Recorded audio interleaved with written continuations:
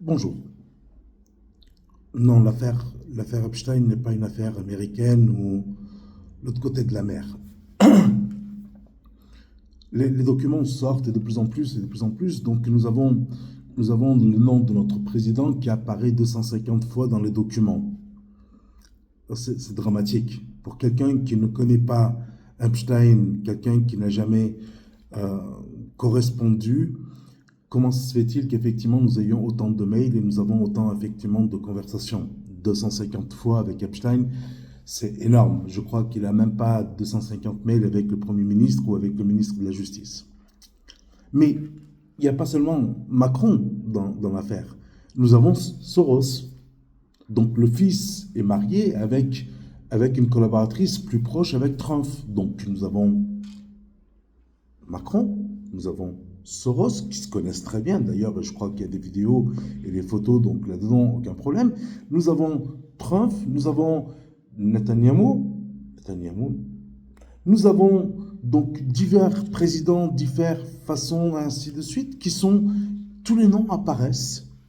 Et c'est pas, on va dire, Rachid ou Miloud qui travaillent en tant qu'effectivement dans les champs pour faire des tomates ou pour faire des carottes.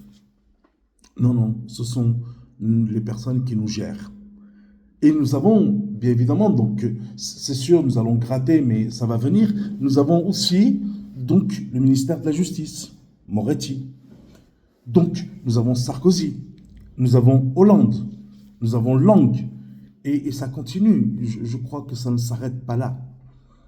Donc jusqu'à où allons-nous remonter effectivement l'information et savoir qu'aujourd'hui, et bien sûr, nous avons effectivement donc la famille Rothschild.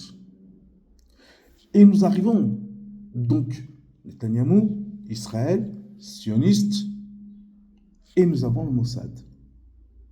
Donc finalement, et chose qui est encore plus atroce, si je peux me permettre de le dire, mais d'autres le diront à ma place, et je crois qu'ils l'ont dit.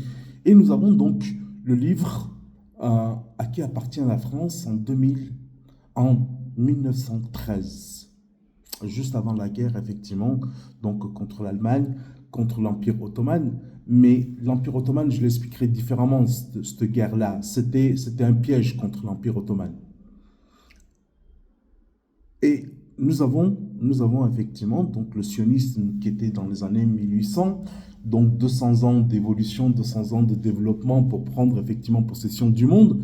Et nous avons effectivement, donc, ce n'est pas possible, entre guillemets, pardon, en disant un juif. Je fais bien la distinction entre sioniste, juif, Israël. Donc, Israël aujourd'hui, qu'on légitime ou qu'on ne légitime pas, ça n'a aucune importance d'ailleurs ici. Mais on arrive à une situation de dire, tout ça c'était prévu, tout ça je crois qu'il y a les livres, il y a les reportages, il y a les enquêtes qui disent à partir du moment où effectivement donc le sionisme a été créé par des non-juifs, avec un objectif soi-disant entre deux rivières. Bon, ok. L'objectif étant effectivement la domination du monde par l'argent et le sexe. À l'époque, ça existait déjà, donc je crois qu'il ne faut pas se leurrer. Donc, la vérité, elle est là, elle est sur la table. Mais elle est si souvent dite, elle est écrite, elle est hurlée, elle est énoncée, elle est... Pourquoi le monde ne bouge pas? Pourquoi les citoyens ne bougent pas? Pourquoi aujourd'hui ils acceptent de voter? D'ailleurs, le nom de Marine Le Pen apparaît aussi, donc je crois qu'il ne faut pas, le minimiser.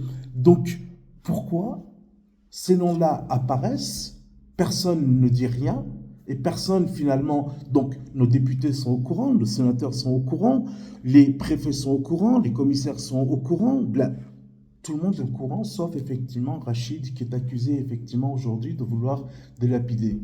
Mais il délapide quoi finalement? Il délapide quoi? Ils sont la richesse, ils sont la main-d'œuvre, ils sont donc la masse qui travaille. Donc, le travail veut dire gain. Mais ils ne gagnent pas pour eux, ils gagnent pour l'État. ils gagnent pour effectivement ceux qui vont voter le Front National. Donc j'aimerais qu'effectivement à un moment donné qu'on s'arrête et qu'on puisse y réfléchir et qu'on fasse d'autres effectivement informations mais différemment. Merci.